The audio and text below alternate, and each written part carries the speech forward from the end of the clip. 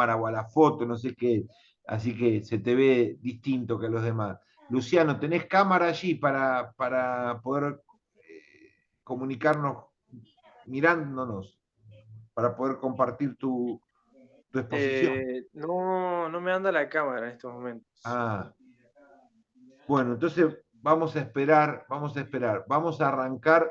Jorge, ¿estás ahí? Con Mariana me parece que le había designado los prólogos del texto, si no me equivoco. Sí, yo tengo el ¿Puede ser? prólogo 2. Muy bien. Por ahí si quiere arrancar ella. Arranquemos con Mariana, después vemos qué pasa con Jorge y con Mariano. ¿Qué les parece? Mariana, tenemos hasta 6-7 minutos. Ahí hay que comprimir las principales Perfecto. ideas. Avancemos. Bueno, lo primero que hice fue investigar quién era el hombre este en cuestión, ¿no? Me doy con que es un argentino que vivió 100 años, una locura. Un argentino, un doctor en física y matemática, estudió en La Plata y se fue en el 66 a Canadá, donde ahí hizo la mayor parte de su carrera. Este hombre es fundamentalmente conocido por las críticas que le hace a todas las pseudociencias. Bueno, propio, creo yo, de su doctorado en física y matemática, es una persona sumamente analítica, que todo su análisis lo hace en base a la lógica. El prólogo 2, que es lo que yo leía, lo que yo rescaté, es que es un autor sumamente exigente, que usa un método analítico de precisión y que, como ya dije, perdón acá soy reiterativa, habla de lo que es y lo que no es conocimiento. Porque para él lo que no es y lo que es conocimiento tiene consecuencias tanto en la vida cotidiana como en la vida política, que es esto lo que a él le interesa, ¿no? Eh, lo que hace este autor, Mario Bunges, va a hablar de ciertos criterios que tiene que cumplir una ciencia para ser ciencia, que son 10. Voy a nombrar algunos, que son la existencia de una comunidad de investigadores, dominio de entidades reales, teorías lógico-matemáticas, entre otras. Son 10 en total. Y él nos plantea que si no se cumple siquiera una, ya no es ciencia. Ahora, yo en lo personal decía pseudociencia. Bueno, para mí pseudociencia es, no sé, la astrología, el tarot. Y no, resulta que el doctor Bunges está hablando del psicoanálisis, de la sociobiología, que a mi criterio tienen nombres bastante científicos. Entonces me llamó mucho la atención por ahí dónde se para él. Entonces, bueno, él como que hace todas estas así separaciones, estas críticas, y defiende que toda investigación necesita desarrollarse a partir de principios filosóficos que van a determinar el carácter científico de la investigación. También habla de los criterios de cientificidad, que van a ser materialismo, realismo, racionalismo, empirismo y sistemismo. Y bueno, el trabajo del autor básicamente es ese, o al menos eso es lo que habla en el prólogo que me tocaba a mí analizar. Bastante exigente el doctor Bunges. Bueno, muchas gracias. ¿Tenés los criterios de demarcación entre lo que es ciencia y lo que no es ciencia que deberían cumplir a mano? Tenelos para leerlos y para mencionar uno por uno los vamos a analizar lentamente. Pero primero vamos a ir a Jorge. Jorge, ¿qué te Sí, tocó a vos? Volvemos a vos después. Jorge, ¿qué te tocó a vos? Hacernos una síntesis. Hola, ¿qué tal? ¿Cómo le va, compañeros? A mí me tocó ahora en el capítulo 2, que es un ensayo, creo, de concepto de pseudociencia, y el 3, que es ¿qué es la pseudociencia? Eh, bueno, básicamente el 2, que es el concepto de pseudociencia, es una respuesta a Richard McNally. Él plantea una serie de conceptos de qué debería ser o no ciencia o pseudociencia, y Bunge le refuta en este escrito eh, lo que él plantea. El capítulo 60 sobre el concepto de la pseudociencia, ¿no? Para la psicología clínica, porque se enfoca como ejemplo que sí es útil el concepto de la pseudociencia para la psicología clínica.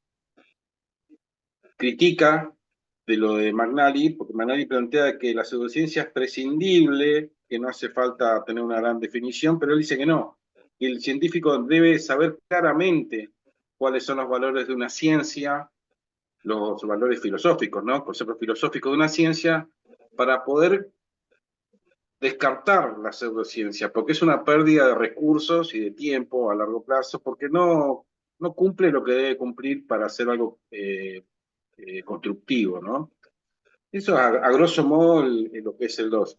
Tengo un montón de resúmenes que hice, y da ejemplos también en el escrito sobre qué es pseudociencia y qué no es, da algunos cuadros, da un cuadro sobre, como para empezar a hablar sobre qué es, también lo refuta, porque hay un cuadro que aparece en el escrito que habla sobre si un elemento es comprobable, incomprobable, puesto a prueba, no puesto a prueba, pero dice que no alcanza eso, porque es un solo criterio. Igual estos dos son continuación del 1, que como que estoy yéndome al final sin que todavía mi compañero haya explicado el 1. Después en el 3 ya agarra y define qué es. Primero habla de concepto, o sea, de cómo hay que conceptualizar a la pseudociencia. En el 3 ya profundiza y ahí habla sobre la fórmula que decía Mariana recién, que es una décupla, ¿no? Donde pone las características, los valores, que si no los cumple, como decía ella, no es una ciencia. Pero hay algo muy interesante. El valor E, que él llama, que es la estabilidad de una ciencia o una pseudociencia, ¿qué ocurre? Cuando es una pseudociencia no cambia, porque como no es continuamente investigado, como ocurre en la ciencia, que continuamente hay investigadores profundizando sobre los conceptos, entonces es cambiante el concepto, o mejora o profundiza. En cambio, lo que es pseudociencias son creencias. También habla sobre los campos cognitivos, a un costado. La fórmula la dejo para que la profundice usted. Si quiere lo hago, pero es larguísima, para decirlo verbalmente. Y me llamó también la atención como decía Mariana, es muy, muy difícil el autor por ahí. Habla sobre los campos cognitivos y habla cómo define lo que es investigación por un lado y creencias por el otro. Y da ejemplos, ¿no? En campos de creencia están las religiones, que calculo que la ha dejado fuera de lo que es pseudociencia a la religión, por una cuestión de que es complicado meterlas en la misma bolsa. Lo que me llamó mucho la atención es que ponga como pseudociencia a la economía ortodoxa. Me llamó muchísimo la atención. Profundicé sobre el tema, y claro, él dice que no cumple ninguna de las cosas que promete, y las investigaciones que se hacen sobre el tema refutan a la teoría de la economía ortodoxa. Y que continuamente actúan como si fueran fanáticos o creyentes de una religión sobre ese tema de la economía ortodoxa. No cumple ninguno de los preceptos que publicita. Cierra, bueno, aplica la fórmula primero a una ciencia y da cómo da cada valor de esos ítems. Después aplica esa misma fórmula a una pseudociencia y explica genéricamente, ¿no? Siempre estamos hablando de una fórmula filosófica. Y luego se lo aplica a la parapsicología, siempre en el escrito 3. Y en la parapsicología, bueno, da que es una pseudociencia. Después habla sobre lo que es la pseudociencia, la heterodoxia, a ver si lo tengo acá, el apunte, protociencia y la heterodoxia científica y la pseudociencia. La protociencia es una teoría que puede llegar a ser ciencia, pero todavía no tiene suficiente trasfondo como para poder aplicar la fórmula y saber qué ocurre. Y él pone en este escrito de que si pasa el tiempo y no avanza, es una pseudociencia. Después habla sobre la heterodoxia, de que hay que ser cuidadoso de no tachar alegremente de pseudociencia las nuevas teorías, porque si no, no avanza la ciencia. Terminaríamos como le pasó a Galileo, de que no aceptamos nada que sea novedoso, porque sacude los cimientos que están establecidos. Y como cierre, habla sobre la basura reciclable o virus.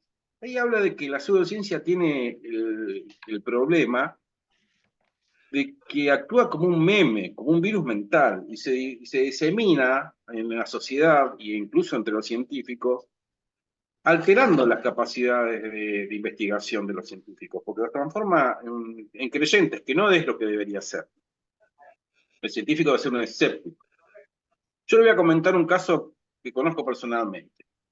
Yo trabajo en aeronáutica y conozco el caso de un técnico que vuela en altitud, que conoce sobre los GPS, sobre todas las cosas que hablan sobre lo que es la Tierra, y es terraplanista.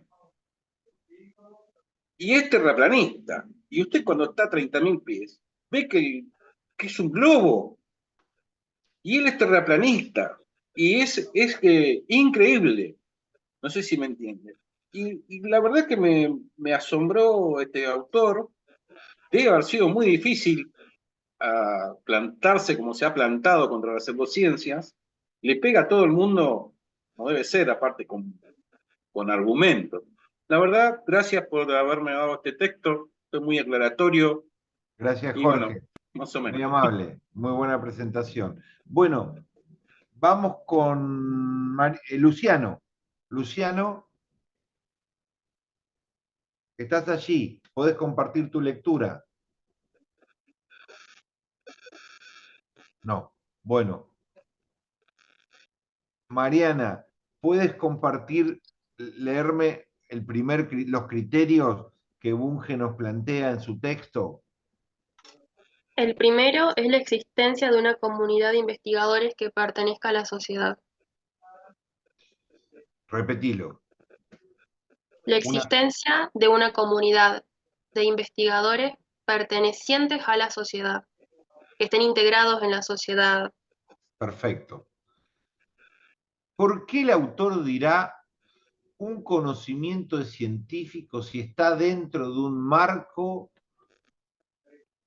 gestado por una comunidad?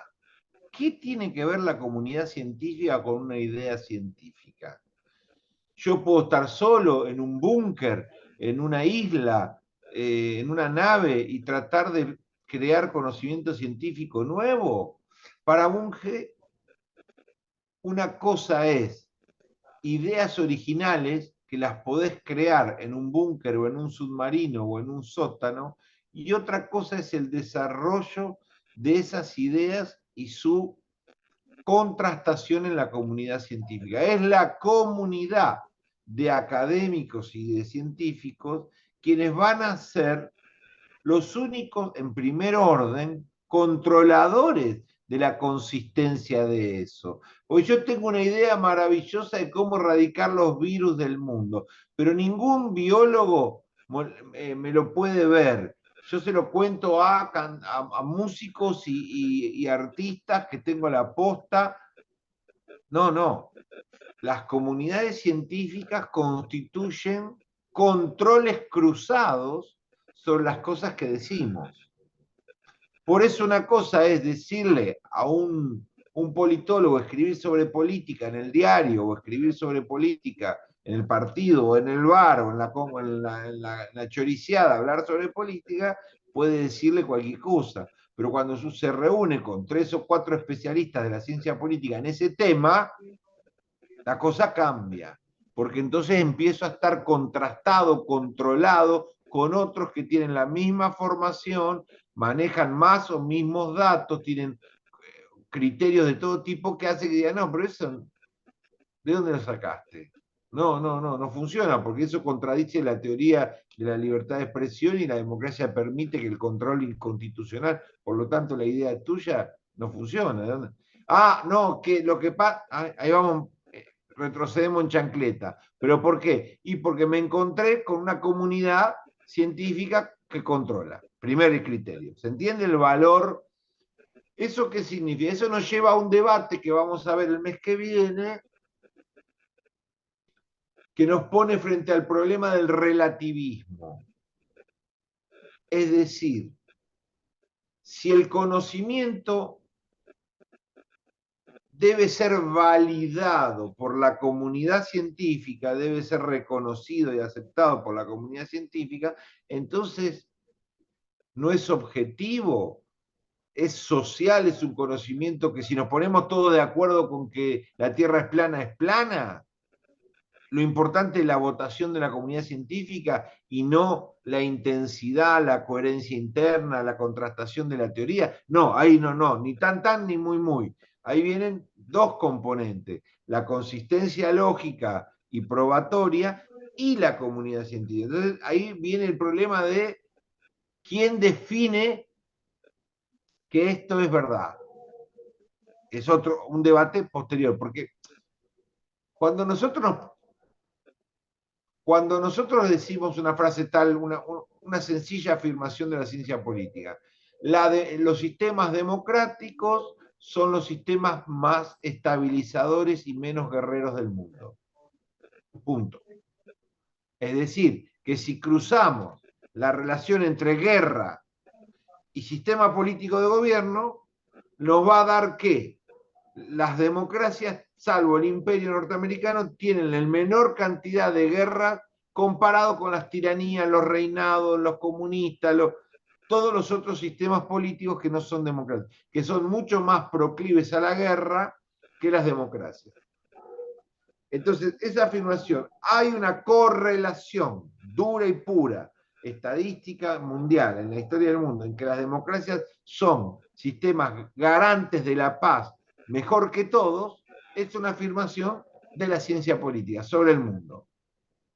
Pero eso yo lo tengo, no importa si ustedes están de acuerdo o no. Primero tiene que tener una lógica, un fundamento estadístico, tiene que tener una construcción. Luego tiene que salir a la luz en un libro o en dos o en tres y lograr el consenso que hoy tiene. Esa idea hoy tiene un consenso.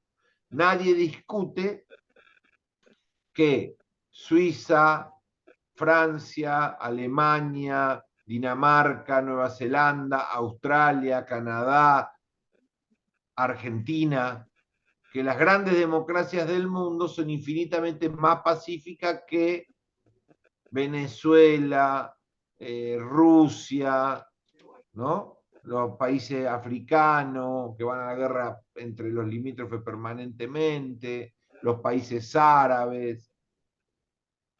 Bueno, seguimos con el segundo criterio. El segundo criterio dice dominio de entidades reales. Ese la verdad que mucho no lo entendí, pero dominio de las entidades reales. Las entidades reales son aquellas, cuidado con real y material, son dos cosas distintas. La ciencia estudia, la diferencia entre la ciencia y la filosofía o la teología y otras formas de conocer es que la ciencia estudia el mundo empírico, el mundo. Las personas, los virus, las plantas, las enfermedades, los astros, la fuerza de gravedad, el fuego, los metales, la química, la física, la biología. Estudia el mundo en sus distintas capas, fases o dimensiones. Las células, los átomos, los pájaros. Entonces la ciencia estudia elementos reales, existentes en el mundo. No estudia a Dios, no estudia las almas, no estudia los milagros desde el punto de vista teológico, estudia al mundo. Y el mundo es una entidad real. Los cometas, los satélites, los ríos, el sol, son entidades reales, existentes en el mundo. ¿Me explico? No estudia cosas que son fuera del mundo real. Pero cuidado, que sea real no significa que sea palpable, que yo lo pueda agarrar, o que yo lo pueda ver, que yo lo pueda ver mucho menos. De hecho, la ciencia política, casi todo lo que estudia, ya estoy con vos, Martín, la ciencia política, todo lo que estudia, no todo, pero lo más importante de lo que estudia no es posible ser visto. Nosotros estudiamos entidades reales que no son posibles de ser vistas. Por ejemplo, la libertad, la inequidad, el poder. El poder no es posible de ser visto. Es un concepto teórico. ¿Cómo no, profesor? El poder, la libertad, ¿cómo no voy a poder ver la libertad? Y bueno, ¿y cómo la vas a ver a la libertad? Sí, Martín. Sí, disculpe. No, eso de la entidad, no me quedé. Porque Bunge en un momento hace una crítica a las actitudes que tenía López Rega sobre el tema de el poder de la mente para controlar a la gente y que él se sentía con un poder para conectarse con almas o con espíritus más elevados, digamos, ¿no? Claro, claro. Sucede que en la dirigencia política argentina, no solo López Rega, no quiero ofender a nadie, porque después me van a decir que es más de lo que me dicen, pero nosotros Yo lo saqué a colación por lo que dice votamos a ahí. mucha gente que va a ver, va a tirarse el tarot, chicos. Nosotros votamos mucha gente que va a buscar a una bruja que le lea las manos. Eso se sabe de los presidentes argentinos. Están navegando entre dos aguas, entre un agua real, política, de cálculo racional, y de un ala y en un costado delirante, completamente delirante. Y eso está en la historia argentina. De hecho, López Rega, que como todos sabrán, en la historia argentina fue el hombre de Perón, el hombre que lo acompañó toda su vida a Perón, en el país, en el exilio, y luego terminó acompañando, luego que Perón muera, a la esposa, que por otro lado, esto va a quedar grabado, así que me van a hacer un sumario en la universidad, pero es bastante loco el peronismo, ¿no? Porque el peronismo le puso de candidato a vicepresidente al pueblo a una señora que no conocía la Argentina, que acababa de llegar del avión, que se bajó del avión y le dijo, amor mío, esto es la Argentina, ven aquí, siéntate aquí, fírmame aquí, que serás la vicepresidenta, y a los 5 meses la presidenta. O sea, tuvimos un presidente que no conocía Córdoba, ni Rosario, ni Santa Fe, ni hablaba el español argentino, ni siquiera había venido nunca a este país. Tenía 4 meses de estancia o 6 meses de estancia.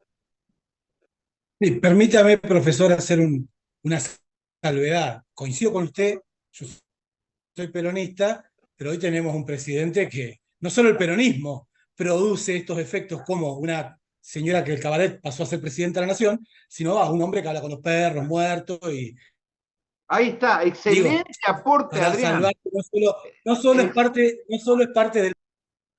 Tal cual, tenés toda la razón.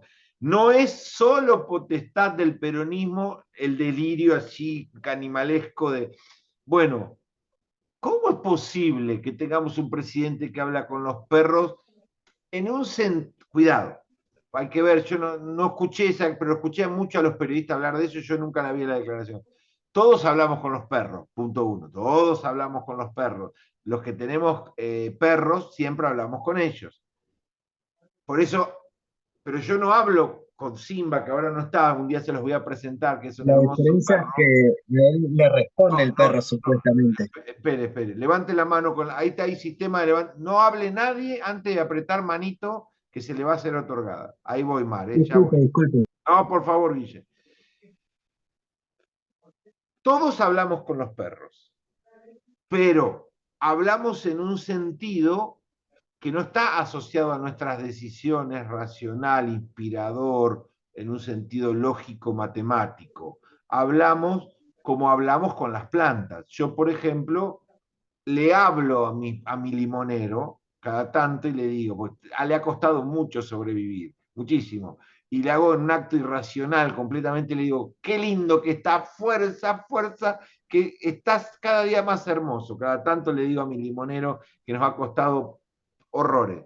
Pero consciente de que es un acto delirante, que es una cuestión de la ficción, de que el limonero no me dialoga, no me habla, no me inspira.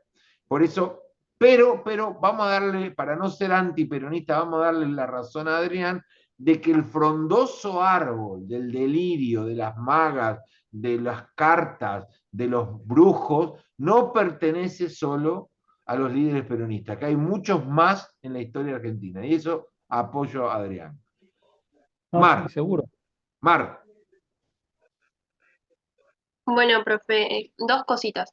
Primero, el tema justo de Conan y Milei es más bizarro todavía, porque el Prezi se hizo una cuenta de Twitter, o sea, le hizo una cuenta de Twitter a Conan, y ahí hacen un intercambio, digamos, o sea, Milei tuitea para Conan, después entra a la cuenta de Conan, y como que Conan le responde. No, me Entonces estás es jodiendo. bastante psiquiátrica la cosa, ¿no? En serio, chicos, les juro, entren a Twitter, es buenísimo.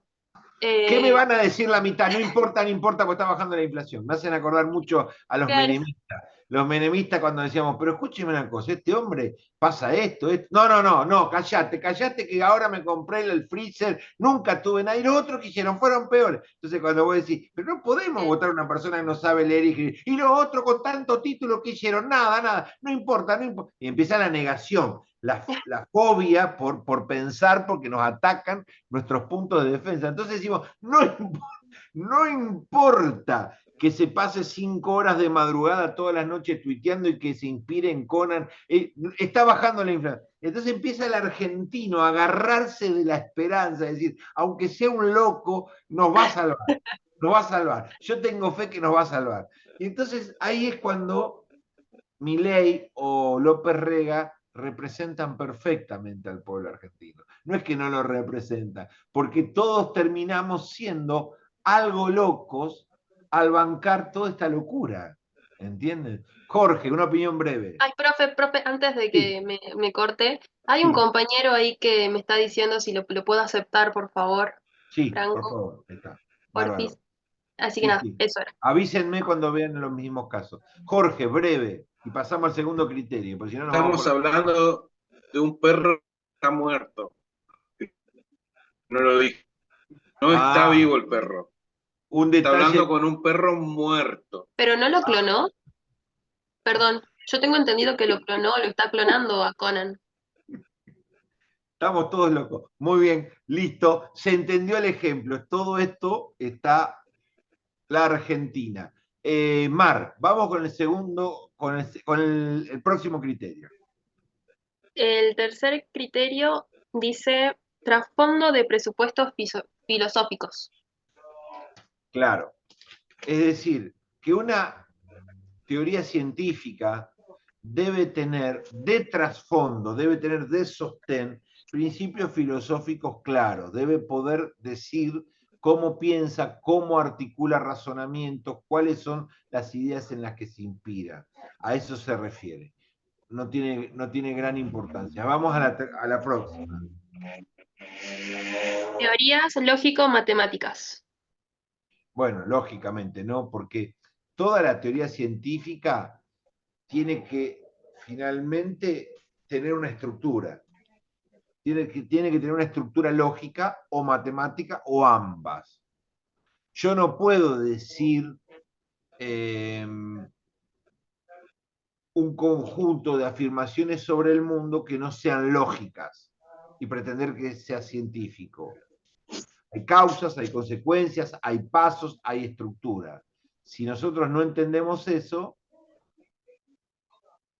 somos delirantes. Decimos cualquier cosa. Pero no por cualquier cosa relacionada con la fantasía, cualquier cosa relacionada con la incoherencia. Por ejemplo, la Coca-Cola está muy cara, por eso yo creo que Ucrania va a perder la guerra. ¿Esto cómo lo...?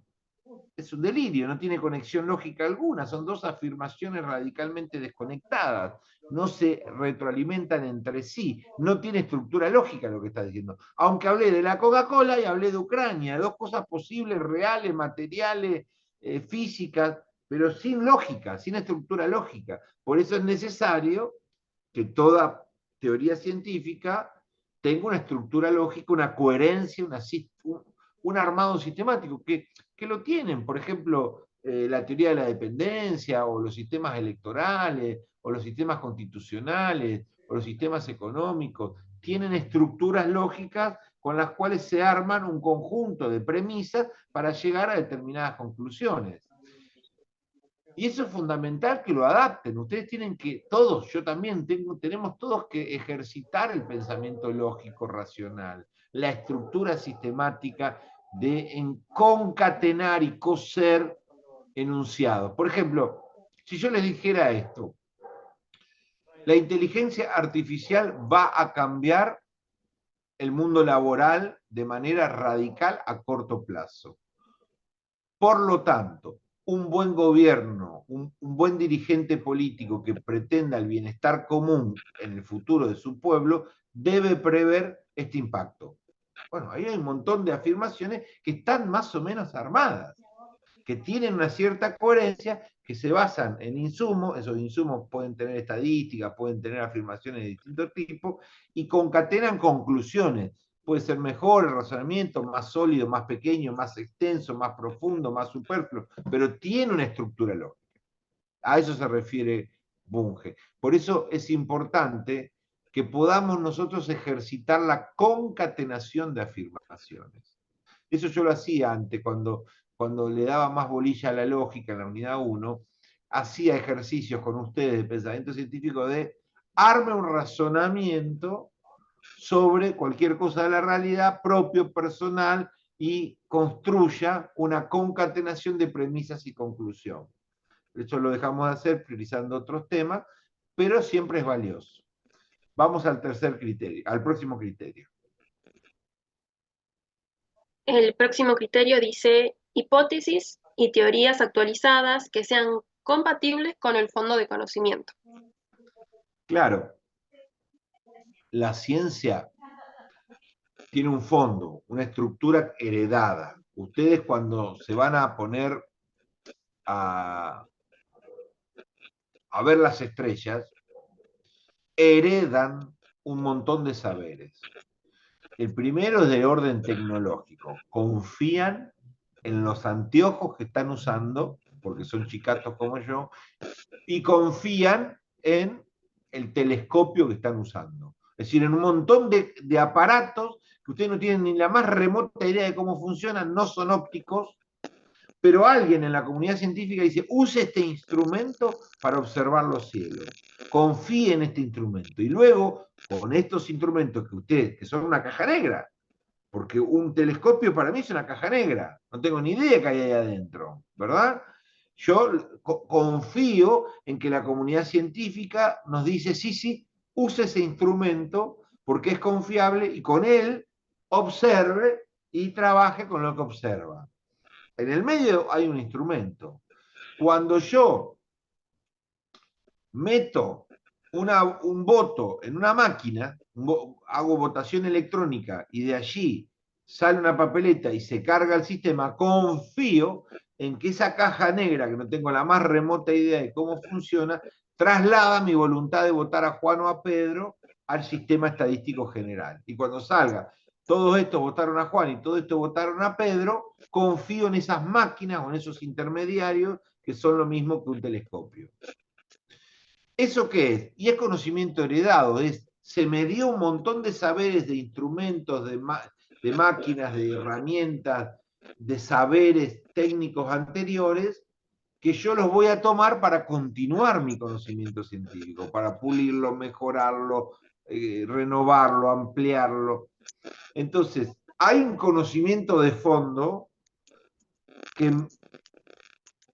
debe ensamblarse con este conocimiento nuevo, que deben ser compatibles. No puede inventar una unidad de medida nueva, un instrumental nuevo, una teoría matemática nueva para poder formular una teoría nueva.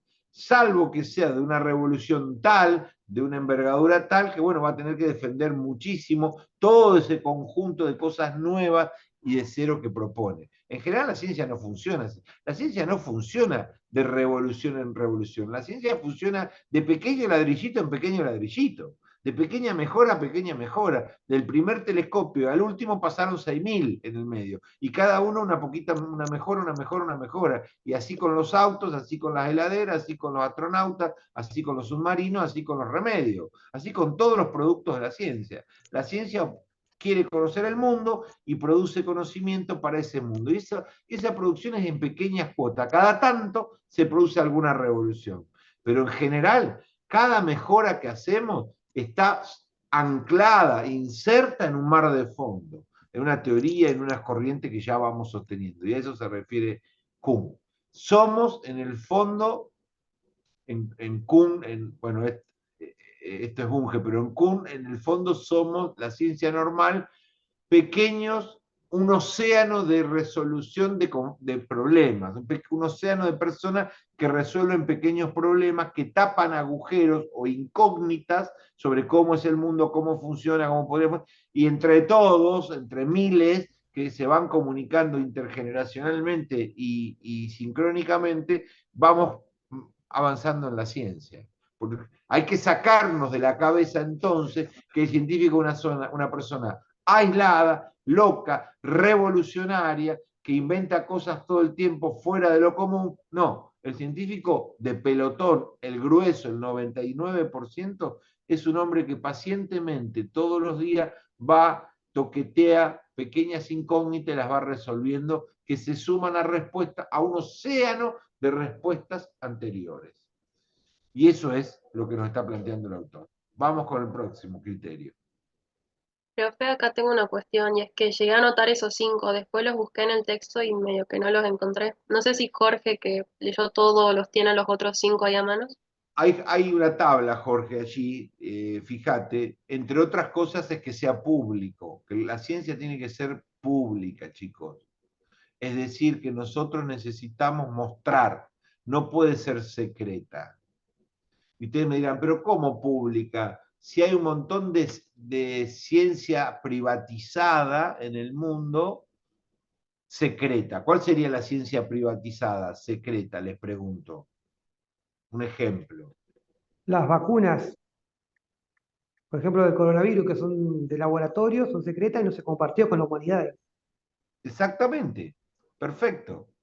En realidad hay los grandes productores de la ciencia de finales del siglo XX y principios del siglo XXI, de los últimos 40 años, son las empresas, que junto al Estado, el Estado era el gran productor científico del siglo XX. Pero en la década del 60 nace un actor nuevo en el mundo que no se conocía, un poquito antes nace, en la década del 40, pero en los 60 es cuando se expande esto, nace un actor nuevo que no se conocía tan claramente como después va a transformarse, que se llama multinacional, empresa global. Empezaron unas pocas, primero fueron europeas, después fueron japonesas y norteamericanas, y las multinacionales se transformaron en el modelo empresario más impresionante en los últimos 50 años. Piensen ustedes que hay muchas multinacionales, empresas, personas que son más grandes que países enteros. Empresas más grandes en su volumen, en su capital, que países enteros. Y no estoy hablando de países microarchipiélagos, de, qué sé yo, de un país como Barbados. No, no. Estoy hablando de países como Bolivia, como Uruguay o como, no sé. Piensen ustedes que Apple debe tener, creo que el otro día lo escuché, un capital ahorrado de 400, 500 mil millones de dólares en stock, en la caja, en el chanchito. O sea, son empresas que tienen a lo mejor un PBI del tamaño de Panamá o del tamaño de Chipre. Esas empresas globales, con presencia a lo mejor en 100 países, en 200 países, en todos los países, como Coca-Cola. Coca-Cola es una empresa que tiene presencia en todos los países del mundo. Y uno puede ir, no sé, ustedes han viajado, ustedes pueden ir a la aldea más remota del planeta y hay una Coca-Cola, ahí están. O un cartel. Y así muchas multinacionales. Bueno, ahora, junto con Coca-Cola, tenemos, por ejemplo, Samsung. Es probable que Samsung esté en las aldeas más primitivas, entre comillas, del mundo. Porque hasta Samsung, un celular Samsung puede encontrarse en los lugares más remotos de la Tierra. Esa empresa se ha transformado, junto con otras 2 o 3, porque no hay muchas, globales, está Motorola, Samsung, Apple, y habrá 2 o 3 más, globales, ¿no? Que están en las 3 o 4 empresas proveedoras del aparato más demandado del mundo. 10.000 veces más poderoso.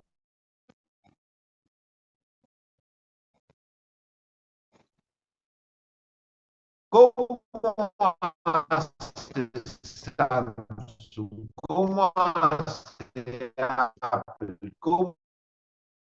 Muchos científicos, muchos laboratorios. Ayer, por ejemplo, no, fue esta semana pasada que pasó, no fue ayer, pero bueno, no importa. Nvidia mostró su revolución en chips en Las Vegas y se va a transformar en la empresa más poderosa del mundo en los próximos meses. Más que Apple o, bueno, por supuesto, más que Coca-Cola o más que Samsung. ¿Por qué? Porque está habiendo una revolución de los chips y de los discos rígidos y de todo el hardware, toda la maquinaria que necesita la inteligencia artificial para correr. Y entonces hay solo una empresa que tiene el hardware hoy para ofrecerle a todo el mundo, para meterle a las máquinas para que puedan los software, o sea, funcionar dentro de esa carrocería. Y esa es Nvidia. No será la única, habrá otras que empezarán a competir, pero esta es la número 1 y la número 2 está como a 27 escalones de Nvidia. Bueno, ¿cómo hace Nvidia? Y bueno, Nvidia debe tener, no sé, pienso yo,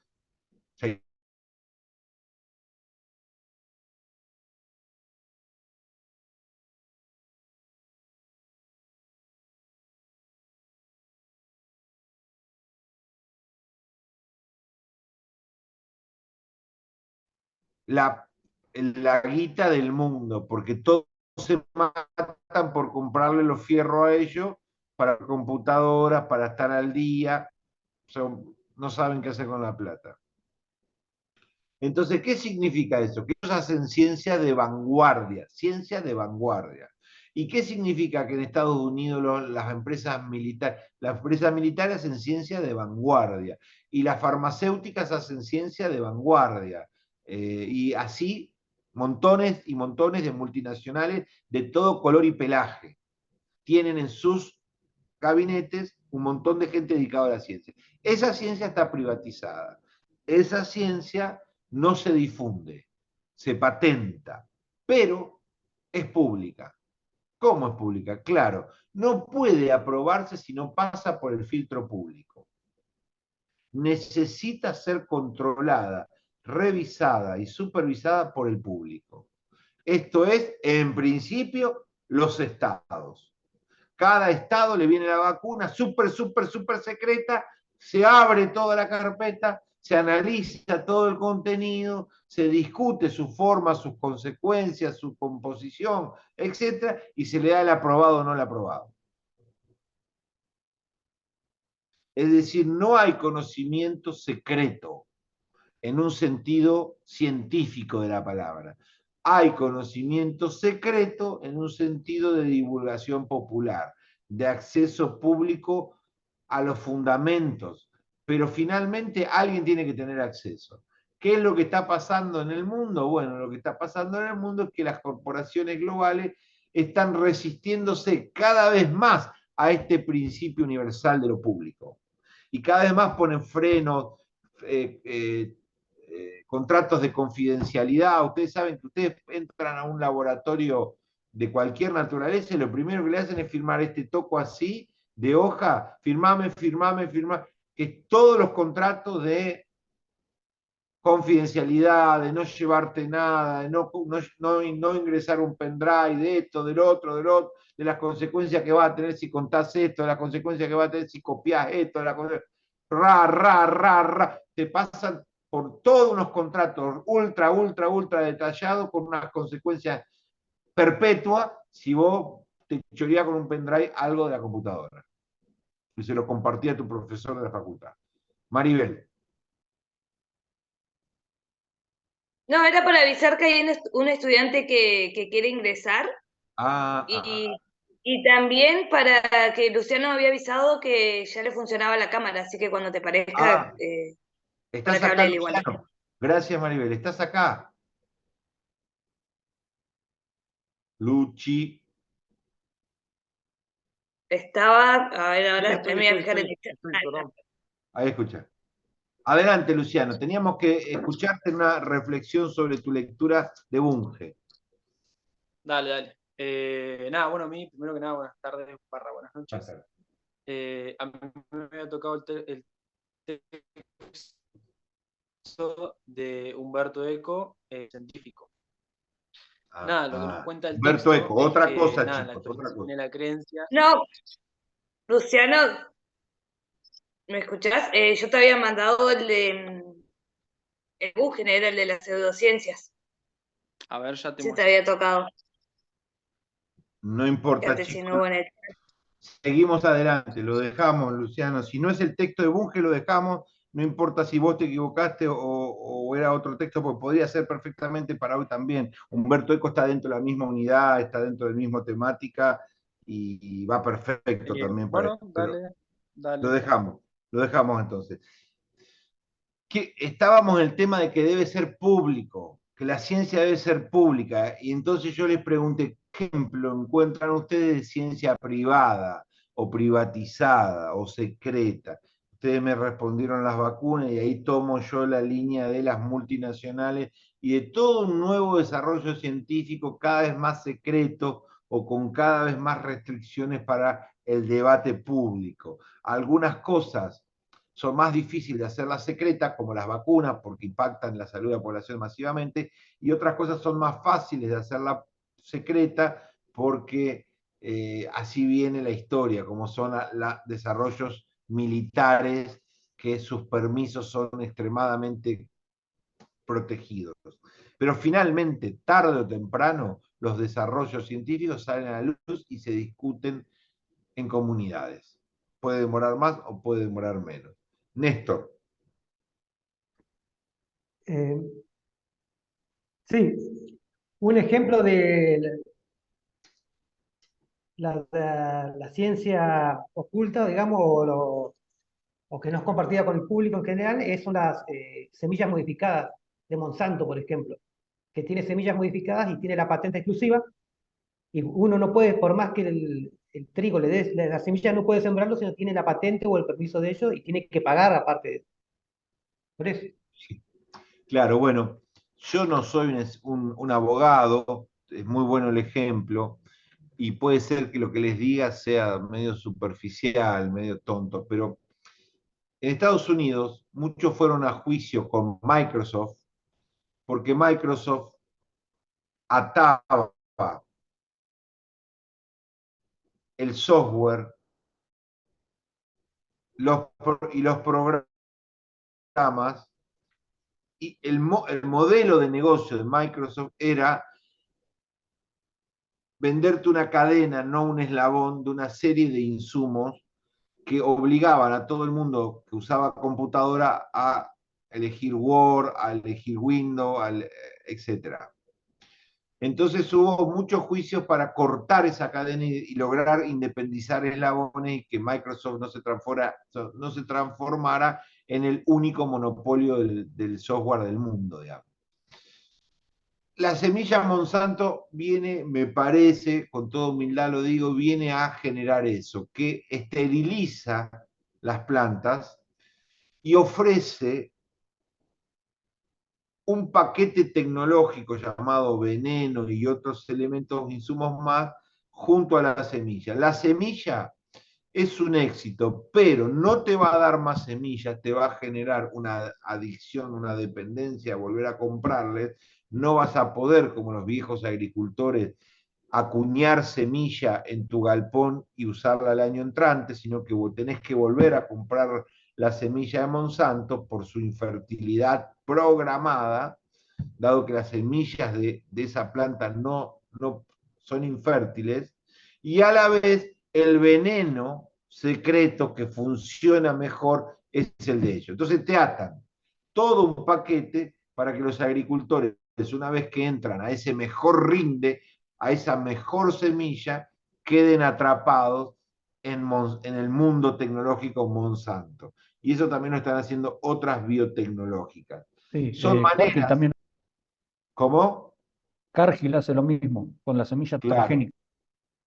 Claro, hay como por eso decía, hay varios grupos que están tratando de esclavizar a los agricultores. No esclavizar, no es la palabra. Están tratando de aumentar el grado de dependencia de sus clientes. Es como si Samsung te dijera, mirá, si querés un teléfono Samsung tenés que tener estas 5 aplicaciones de navegación que son mías.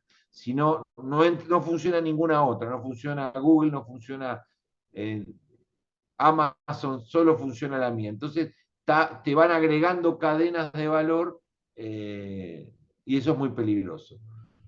Guillermo y Néstor, seguimos después. Muy bien. Una opinión cada uno.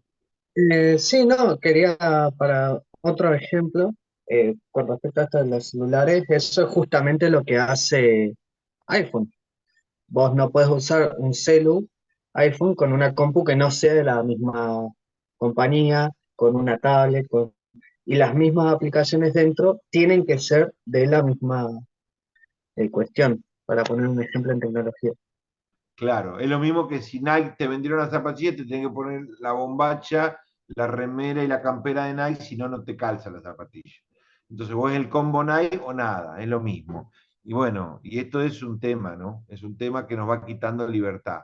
Son estrategias comerciales y científicas, pues tiene mucho de ciencia eso, encadenar valor, que nos van quitando margen de obra. Bueno, bien. Listo, estamos hasta acá. Sigan leyendo el texto, vamos a hablar de otra cosa ahora. Recuerden esta clase y tienen que poder especificar al menos 5 o 6 criterios que hacen que un conocimiento sea científico. O son los que mencionamos hoy o son otros que plantea el autor, pero tienen que poder explicarlo. De qué criterios transforman un conocimiento para ser científico según qué autor. Bueno, uno de los autores es Mario Bunge. Mario Bunge tiene estos criterios. Hay otros y tienen que poderlo explicar en el parcial y en el final. Es importante. Y distinguir esos criterios de la pseudociencia que no tendrían estos criterios. La segunda cosa que vamos a ver hoy tiene que ver con la clasificación del conocimiento científico, que también pertenece a la primera unidad y que está relacionado a la historia de la ciencia que hablamos en la clase pasada y a la separación entre ciencia y pseudociencia que hablamos hoy. Las ciencias y las pseudociencias no se diferencian desde el momento 1 hasta hoy de la misma manera. Son conocimientos que fueron evolucionando a lo largo del tiempo de manera dinámica, cambiante.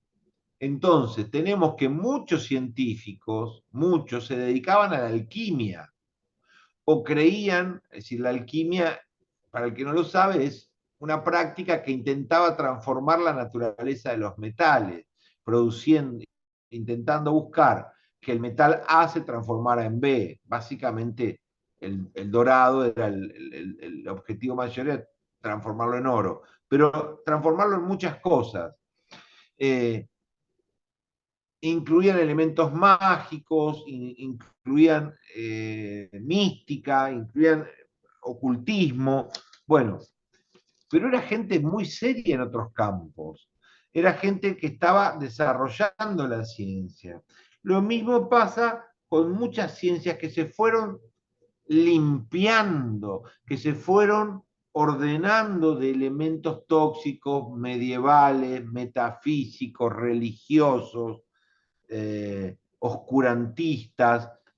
Esto fue un proceso en donde cuanto más atrás nos vamos en el tiempo, más pastiche, más pseudociencia, más protociencia vamos encontrando, como en una dinámica en donde el agua se va limpiando hasta terminar siendo un agua pura. Bueno, las ciencias también atravesaron esa dinámica. Y también atravesaron no solo la separación entre ciencia y pseudociencia es histórica, es gradual y se va consolidando fuertemente a lo largo del siglo XX, donde hay una pasta rara antes, sino que las diferencias entre las ciencias en sí también se fue separando y clarificando. La diferencia entre la religión y la política, entre la física y la religión, la diferencia entre la medicina y la biología, o entre las propias ciencias naturales, entre la química, la física, la biología.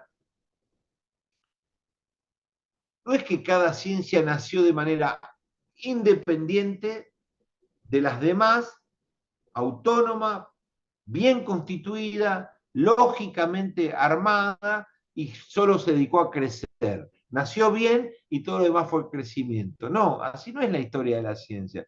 La historia de la ciencia viene de un árbol común que era la filosofía natural. La filosofía natural, que era un poco dedicarse a todo, como Aristóteles, dedicarse al conocimiento, a la filosofía, a la naturaleza, explicar un poco de acá, un poco de allá. A la mañana hablábamos del mar y de las especies marinas, y a la noche hablábamos de Dios. La filosofía natural, como si fuera un árbol, imagínense un árbol de conocimiento, es el origen. Una preocupación por todo bastante mezclado, donde la misma persona hacía un poco de todo. A medida que el tiempo y los siglos van pasando, el árbol va ramificándose y los conocimientos humanos se van independizando unos de otros, van focalizando, se van limpiando y se van especializando. Y así van naciendo las distintas ciencias en dos grandes ramas, o podríamos decir en dos grandes ramas primeras, dos grandes ramas primeras, las formales y las fácticas.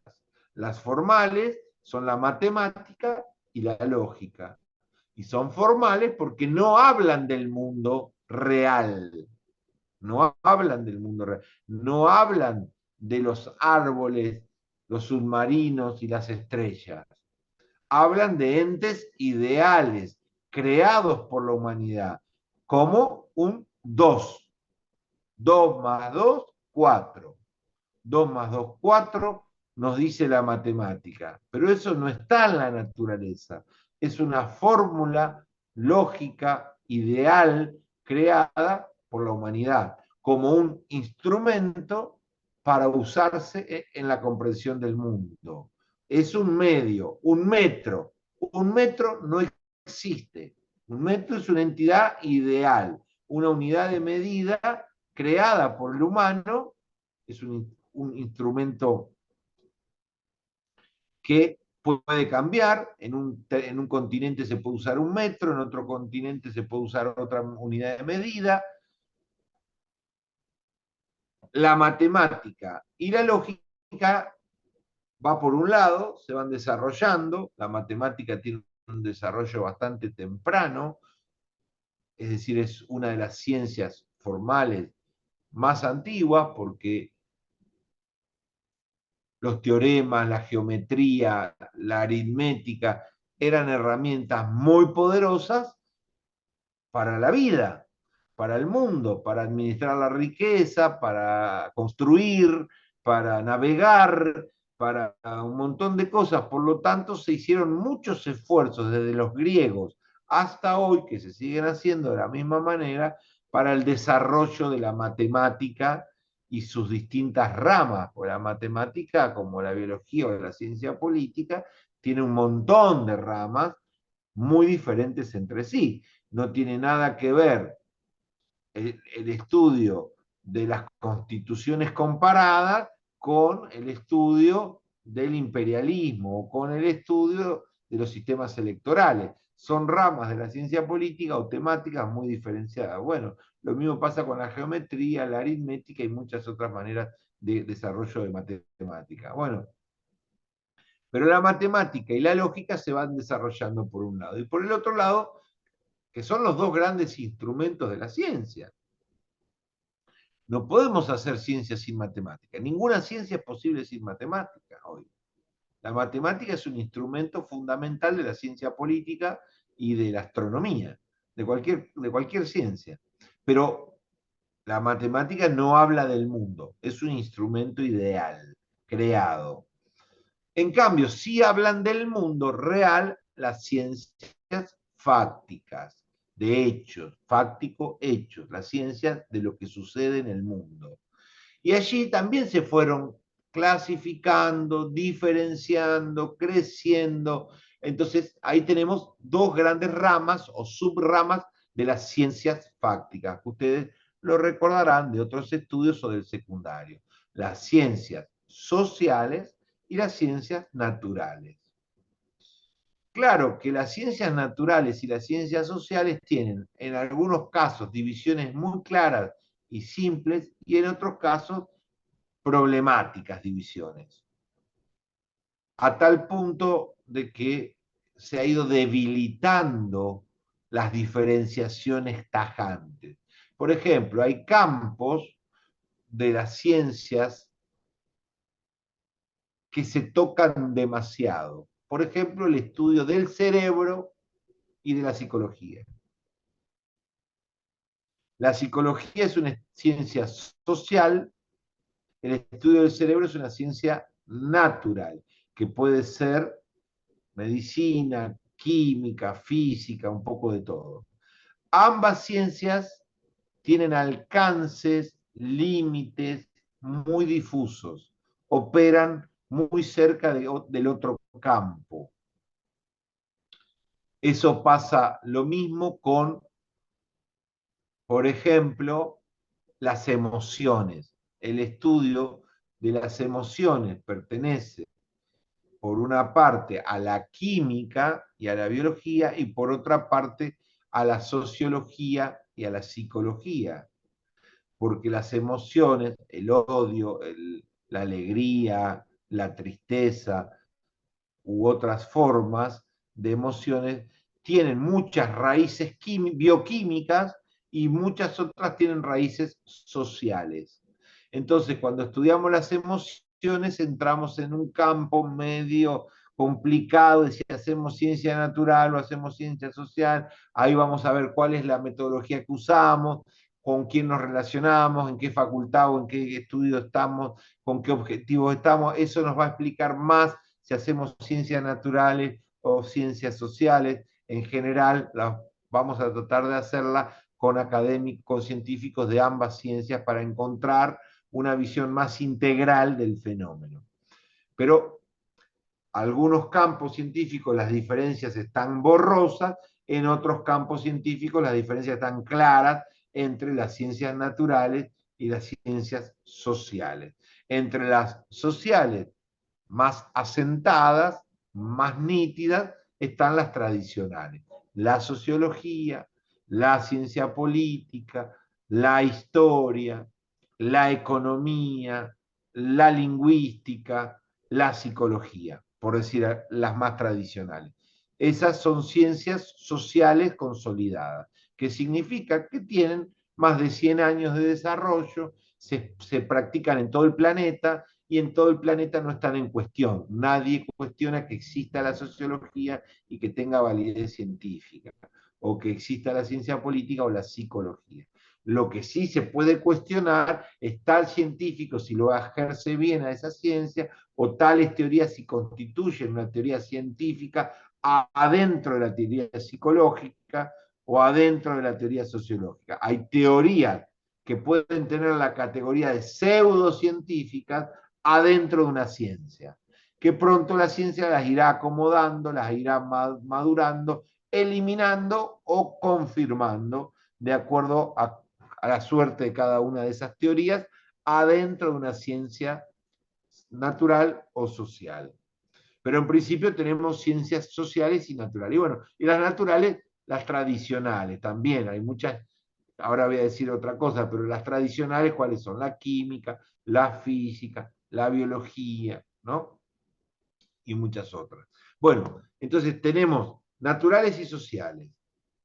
fácticas y formales, como una etapa evolutiva. Hacia atrás, en la historia, todo eso junto, todo eso apelotonado, diferenciándose gradualmente. Y a su vez, todo esto diferenciándose gradualmente de la pseudociencia y de la religión, donde todo estaba, cuanto más atrás, más mezclado y más confuso.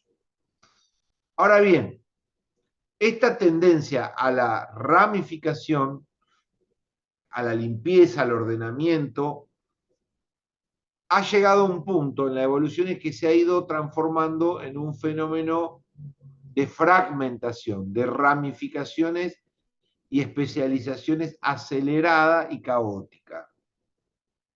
¿En dónde? Donde teníamos o eras un biólogo o donde eras un sociólogo, ahora pasamos a tener una especialidad y dedicar toda nuestra vida a una subrama de la sociología, que es el comportamiento campesino o los estudios de género, y en la biología nos dedicamos yo soy biólogo molecular, le dicen, por ejemplo, una de las tantas ramas.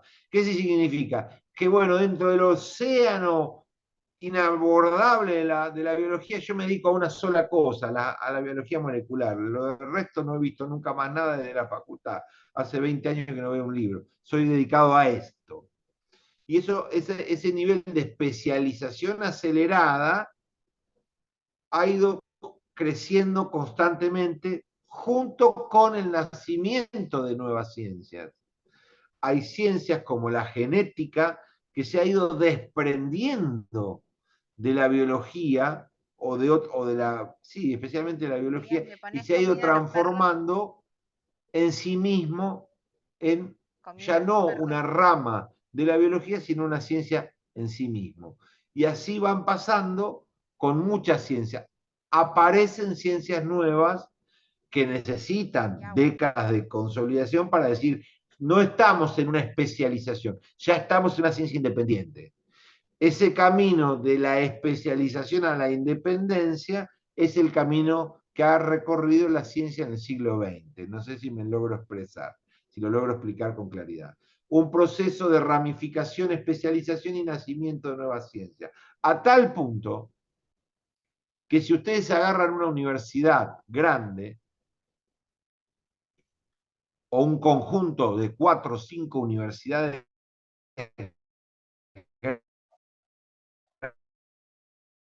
y muchas facultades, y arman el listado de las carreras que ofrecen, es un indicador bastante fiable del nivel de especialización que han tomado las licenciaturas en el mundo. Estoy hablando de licenciatura, no de posgrado.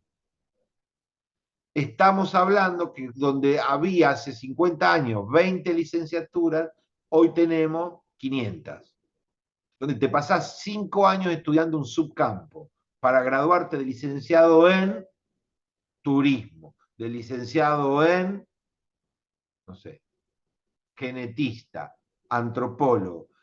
Es decir, vamos multiplicando de una manera fabulosamente rápida la cantidad de especializaciones completas a la que te puedes dedicar toda tu vida sin salir de ese cubículo. Ya estoy, Jonathan, ya te doy la palabra.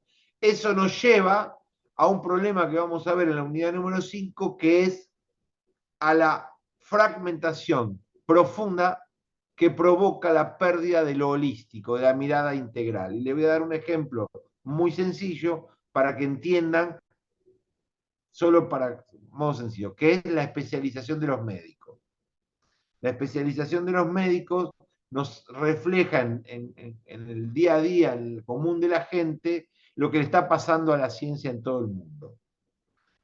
El oftalmólogo hace una década que no sabría poner una inyección, ya se olvidó. Y el anestesista se olvidó de curar una fiebre y el clínico se olvidó de, ¿me explico? Es decir, se han ido especializando tanto que vos para un problema tenés que pasar por 3 o 4 médicos para abordar el mismo problema. Jonathan, tenía la mano levantada. Sí, perdón, estaba escuchando muy atentamente lo que decía, profe.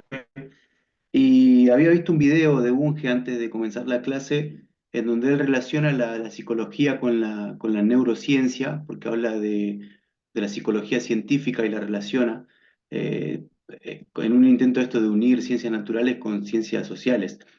Pero también pensaba en la bioética. La bioética también es una disciplina relativamente nueva que al parecer busca unir, ¿no? Tanto la biología con una cuestión, digamos, ética o moral, si se quiere. Claro, sí, exactamente. Se producen híbridos de toda naturaleza y especializaciones de toda naturaleza. Inclusive se producen ultra super especializaciones, que ya no es una rama, ya no es una rama de la ingeniería electromecánica. Pero ¿cuánta ingeniería? Ahí hay como 10 ingenierías. Yo me dedico a una, la electromecánica. No, dentro de la electromecánica yo me dedico a chips, nada más, el resto no entiendo nada. Llevo 30 años estudiando el mundo de los chips, Janina. Y yo también estuve mirando el mismo video de Bunge.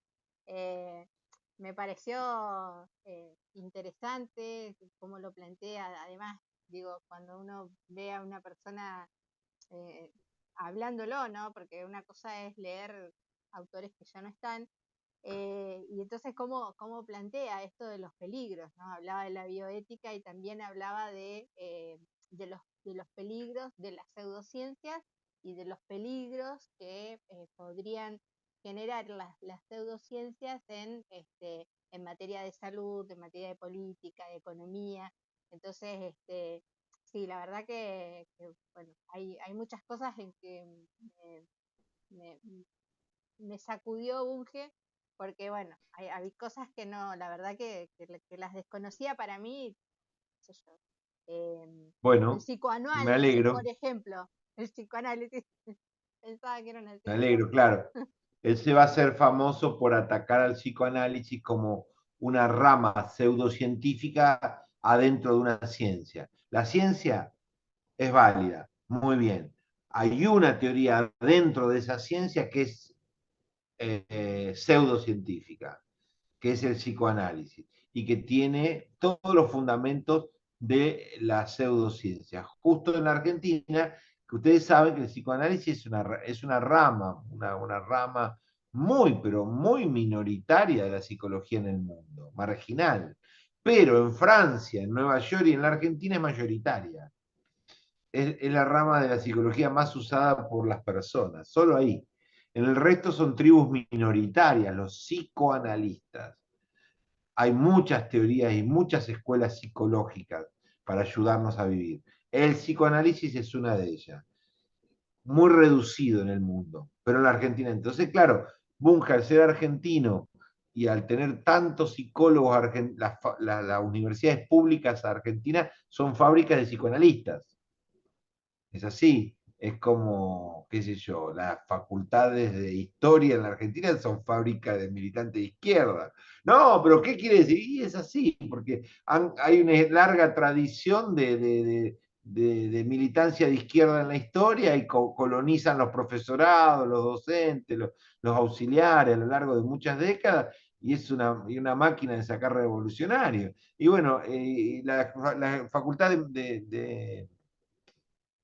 la ¿cuál me perdí? Estaba hablando de psicoanálisis. La facultad de psicología en Argentina, los profesores son todos psicoanalistas. Bah, no son todos, son generalizaciones vagas, ¿no? Pero para que me entiendan, son una fábrica de psicoanalistas, las públicas, las públicas.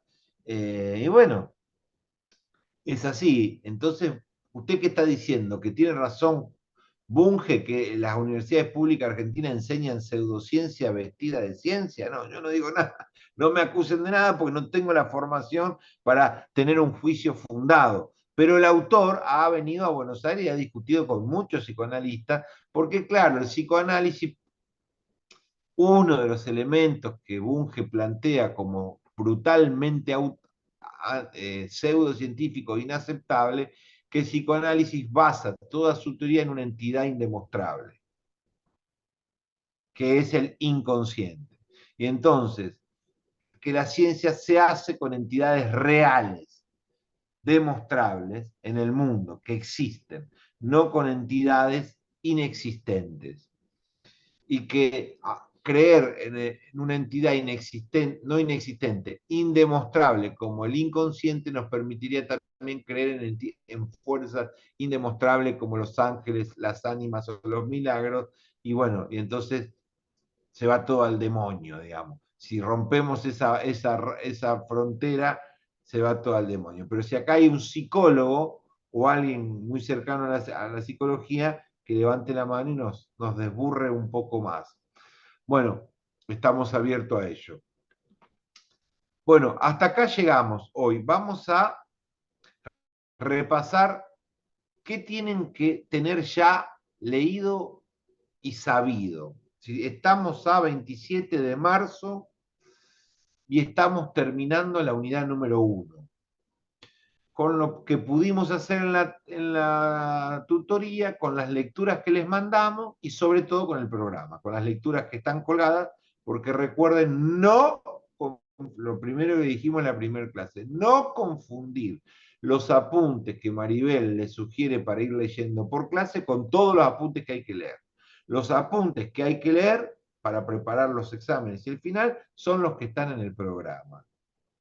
Esos son la bibliografía obligatoria, que dice bibliografía obligatoria y sobre la que se le va a tomar. Nosotros, para ordenar la lectura, ofrecemos 1 o 2 lecturas por semana para ir todos más o menos discutiendo lo mismo. Ya voy, Martín. Hasta acá, hoy vamos a cerrar la unidad número 1. Y con ella los siguientes grandes temas. Nociones básicas de historia de la ciencia, nociones básicas de clasificación de ciencias, nociones básicas sobre ciencia y pseudociencia, y el valor de la ciencia en el mundo contemporáneo, el impacto de la ciencia en el mundo contemporáneo, términos generales. Hasta acá, esos son los temas que distintos autores abordan. Y me olvidé, ¿qué es la epistemología y para qué estudia la filosofía de la ciencia? Sí, Martín. Sí, disculpe, profesor. Usted sabe que yo entré al campus y vi que había dentro del material de lectura abajo había unos videos para ver. Sí. Pero dicen que no están disponibles y yo los quería ver, digo, ¿cómo? Bueno, muy bien. Maribel, vos te podés comprometer a que juntos restablezcamos los links, me pasás cuáles son los títulos que no están disponibles y yo te los vuelvo a enviar y vos te encargás de subirlo ahora en Semana Santa. Dale, perfecto. Sí, perfecto. Lo hacemos para el miércoles que viene. Bárbaro. Acordate, anotarlo como tarea del equipo de cátedra. Bueno, muy bien. No olviden estos 4 temas como temas sabidos, leídos o combinados con videos. El 27 de marzo. Comenzamos con el Círculo de Viena y el nacimiento de la epistemología el miércoles que viene. Por lo tanto, los que quieran estar al día, les vamos a mandar 1 o 2 de los textos sobre el tema, o sencillamente entran al campus y ven escuelas epistemológicas. Uno de los textos que le hicimos para ustedes es Escuelas Racionalistas de la Ciencia, el Círculo de Viena y Popper, que explican 2 de estas temáticas que van a tener que ver durante abril. Abril es el mes de escuelas epistemológicas. Todo abril y tal vez un poquito de mayo. Gracias, que la pasen muy bien. Cualquier cosa consultan con Maribel y nos vemos el miércoles que viene. Bueno, el que no lee 6 horas semanales, recuerdan lo que dijimos, está al horno. Vayan controlándose a sí mismos dónde están ubicados dentro de ese rango. Si en el horno o en la cocina o lejos. Nos vemos, chao. Recording stopped.